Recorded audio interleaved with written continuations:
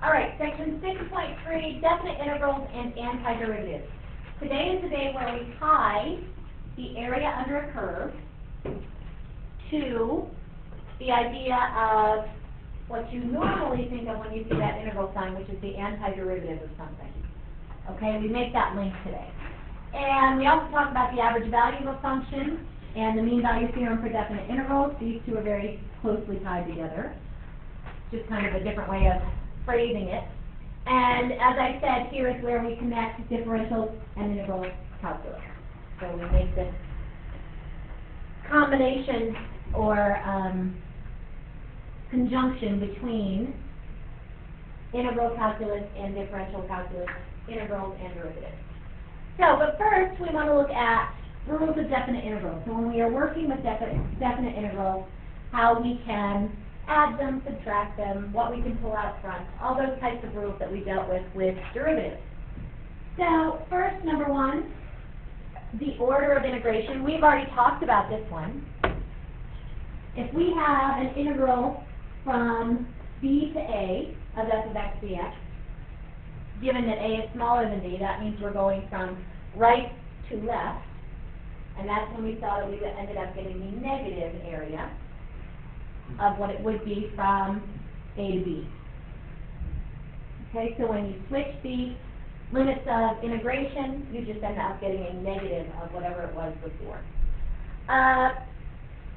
The second one is rather intuitive. If I am taking the area under a curve from A to A, it would be 0 because there is no width. We still have the height, but we have no width in the interval. Okay? Constant multiple, just like with our derivative, if I have a constant times some function, I can pull that constant out in front and multiply it by the integral. We saw that last class when we had the integral of 2 sine x. We saw we could pull the 2 out in front. All right, and they just show this with any case, positive or a negative value. Sum and difference, we have the definite integral of a sum or a difference of functions. We can break it up and do multiple integrals individually, adding and subtracting. We actually already showed the fifth rule right here. If I want to do the integral from -2 to 3, I can do the integral from -2 to 0 plus the integral from 0 to 3. We can break it up into its parts. Okay? The next two, well, they're kind of interesting, but I haven't run into them before, given as properties of integrals. But we can talk through them. Number 6, the max-min property. If the max of f and the min of f are the maximum and minimum values of f on AB, then the minimum value of f times the width will always be less than the total area under the curve. We use only the smallest f value times the width. It makes sense that that would be less than the entire area under the curve, and the entire area under the curve will be less than the maximum f value times the width. Kind of an interesting thing to think about. It does give us a way to give an upper bound or a lower bound for our area under the curve. All right, and the last one, domination. If f of x is greater than g of x, then the area under the curve from a to b of f of x will be greater than the area under the curve from a to b of g of x. If f of x is larger than g of x, then the area under f of x will be larger than the area under g of x for the same interval. Okay? All right, so as I said, these become more clear when we use them. So let's go use them. All right, so using the rules of definite integrals, we are given these 3 pieces of information, and we are now asked to find each of the following integrals if possible. So, given the 3 at the top, letter A says the integral from 4 to 1 of f of x dx. Can we find that one? Yeah. What is it? 2. 1 to 4 is -2, so 4 to 1 would be 2. That is correct. It would be the negative of this one. Everybody okay with that? Okay. So this one would equal 2. All right.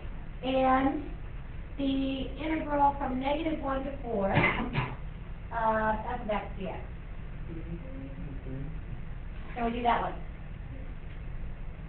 How? Negative 5 minus 4. Okay, so we can split up the interval. We can write this as the integral from -1 to 1 of f of x dx plus the integral from 1 to 4 of f of x dx, giving us 5 plus -2, or 3. All right, take a second and think about what we get for letter C, or if we can do it. I'm going to apply some properties right off the bat.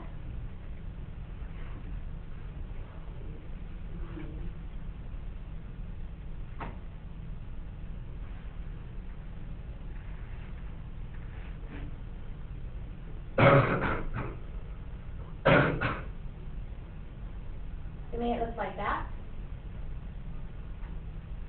And what does our first term give us? 2 times what? 5. We get 10. Plus 3 times 7. So we get 31. Constant multiple is the first property, and the sum and difference property. Okay? How about letter D? Can't do it. Why? Not enough information. We don't know anything about f of x from 0 to 1. Even though it's in the middle of something we do know, we don't know if that -1 to 1 integral is symmetrical or not symmetrical, so cannot do. Not possible. How about E? -2 of h of x. Don't know enough. Not possible. We don't know what's happening outside of -1 to 1.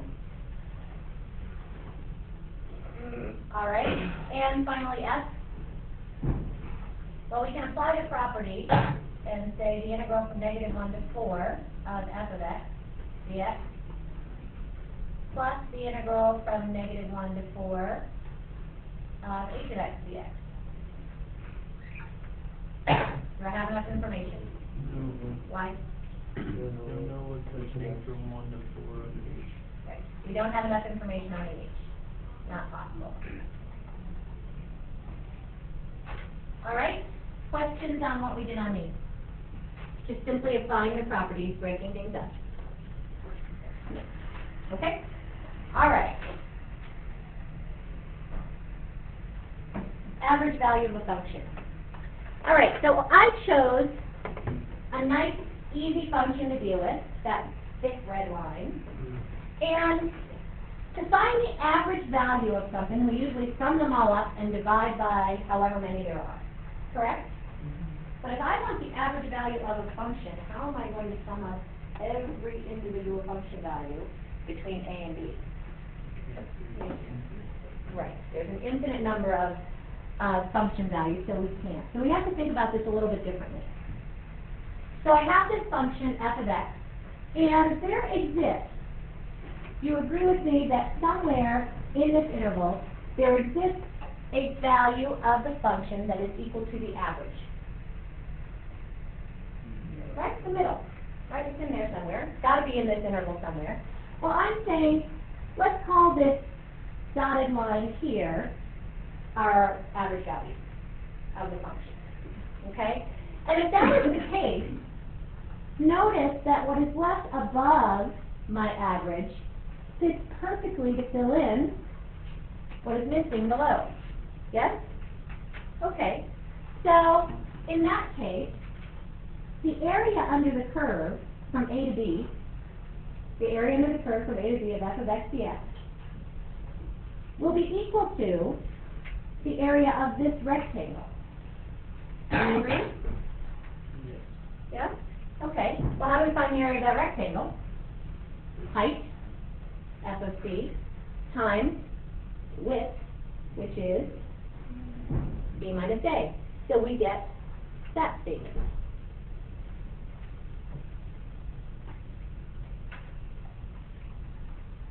Can you tell I didn't have my pen at home?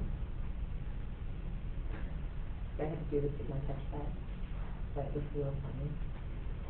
All right, anyway, so we end up with this, and if what we're really looking for is how to find the average value, then I isolate what?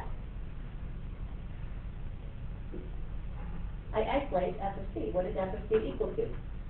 Well, it's equal to 1 over b minus a times the integral from a to b of f of x dx.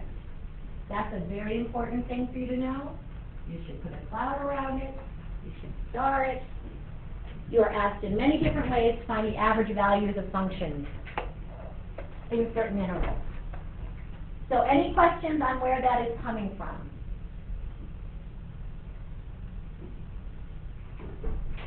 This is the important piece of information.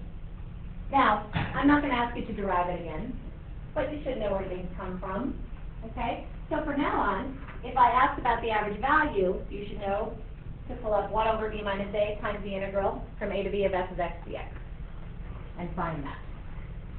Okay? Am I all right to move on? Not yet? Okay. Yep. What would we use this for? Sometimes I've come across it in problems where they want to figure out the average consumption, maybe, of, we've done it with soda, total soda that's purchased in the United States. And then to give data out to the public, they'll say the average consumption of this soda, this type of soda is this. Yes. Because we have a rate function for the rate of consumption. All right, are we good? Yep, okay. All right, then the next slide just talks about the two theorems that are based on this idea. The one we just talked about here, the average value, you already have written down. And then they use this information to also create the mean value theorem for definite integrals. It just restates the information. It says if f is continuous on a to b, then at some point c in a to b, f of c will equal 1 over b minus a times the integral of f of x dx, and it just so happens that f of c is your average value.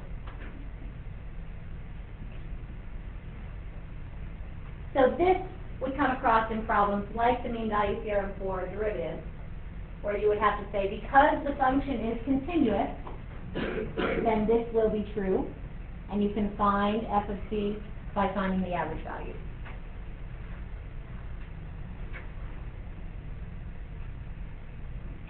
Okay, I have to move on quickly because we need to get to the next part.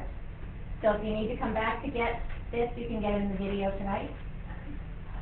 Okay, now, what time am I out? Am I out at 20? Okay, all right. So, now what we are going to do is everyone needs to graph the function y equals 4. Do it quickly. We can't take long in the graphing process. I think there's 2 there. I want you to do half the paper for this graph, right there in the middle, so half of it here. The left side, just do a small graph of y equals 4, and on the right side, I want a small graph of y equals x.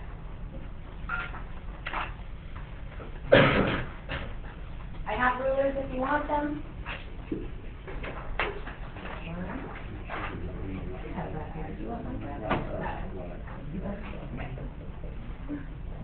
All right, so right now, we need a graph of y equals 4 right here, and y equals x right here. Top left and top right.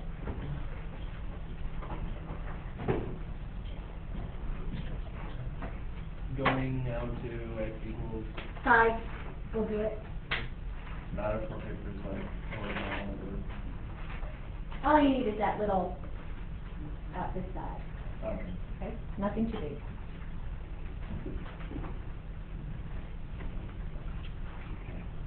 All right. Now, as you're graphing this one, I want to define the area that we're interested in as the integral under the curve of 4 .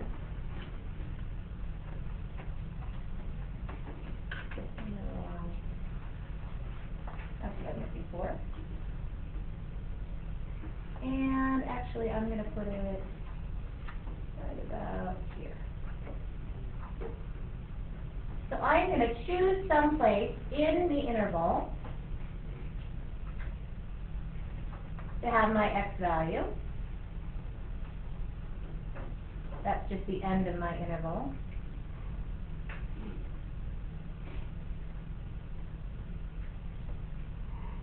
Like that.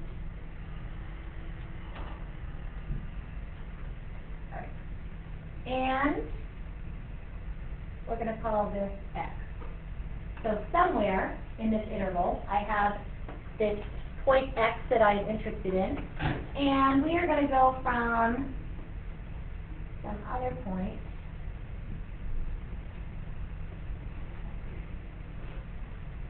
A.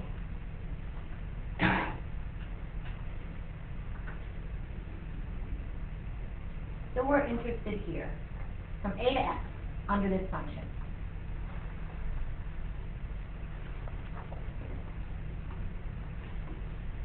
All right.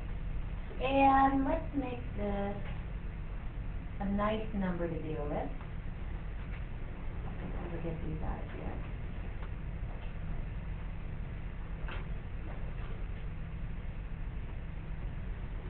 And that A we're going to put right on 1, actually, to make things tidy.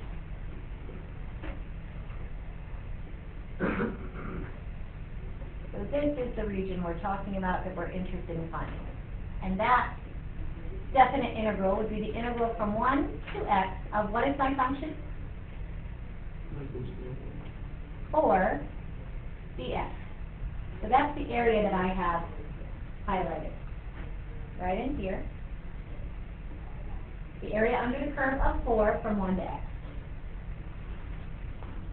And what I want to think about is the derivative of that function. Notice, this will be a function of x.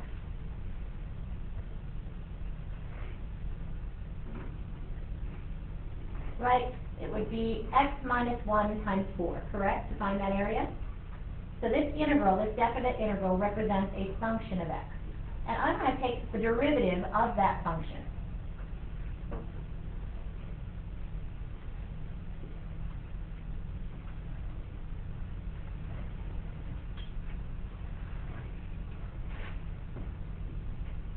All right, and when we do that, well, what did we say? What is the actual area under the curve from 1 to x?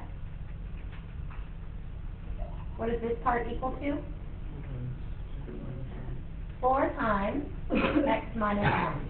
That is the base, x minus 1, times the height, which is 4. Everybody okay with that? Mm-hmm. And we are now going to take the derivative of that. And what do we get? We get 4. And how's that related to what we started with up here?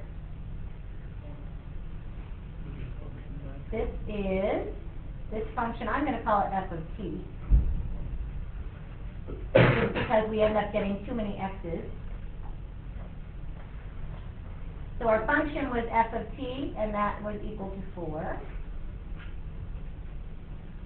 So you use dx. I did. This should be, I am using dx because, nope, you're right, I want it to be t. And it still will come out to be a function of x in this case. So we're calling this x of t. All right, so I want you to notice that we end up back with f of, looks like f of t. correct? Our answer when we do the derivative of the definite integral. All right, well now if you look at your graph for y equals x, we do the same thing for this one. And we again are interested from 1 to, no, I did 2 to x. Again, this is the t axis, and this is the s of t axis. And we have here, and let's say here. This is the region that we're interested in.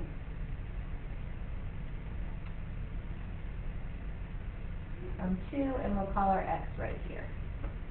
So this is the area under the curve from 2 to x, and our function is y equals t. So the integral from 2 to x of t dt. Again, that is a function of x.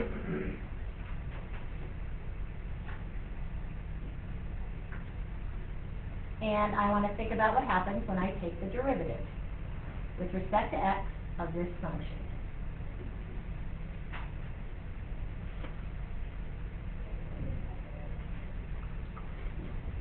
All right, well, we've got the area under this curve from 2 to x, and what's that shape? It is a trapezoid, so we get 1/2.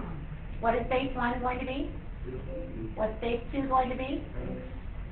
And what is the height going to be? X minus 2. Good. And now, we want to take the derivative of that with respect to x.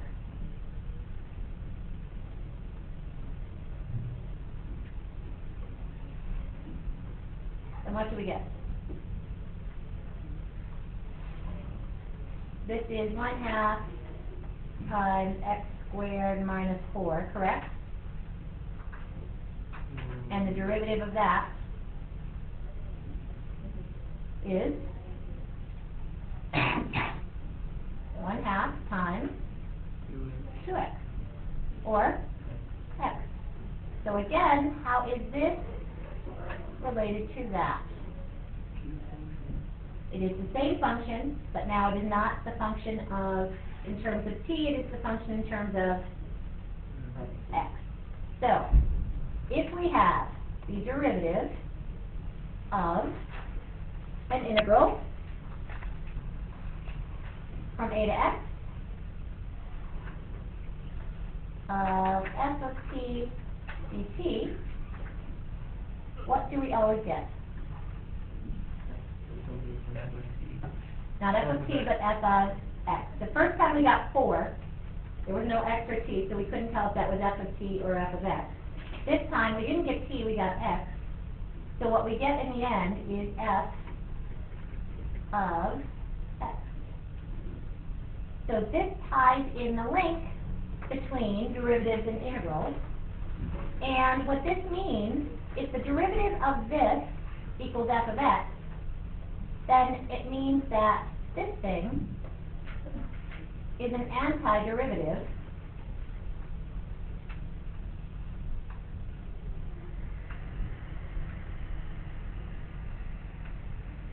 of f. Sorry, I need to make that a lowercase f. All right, we will pick up in 5.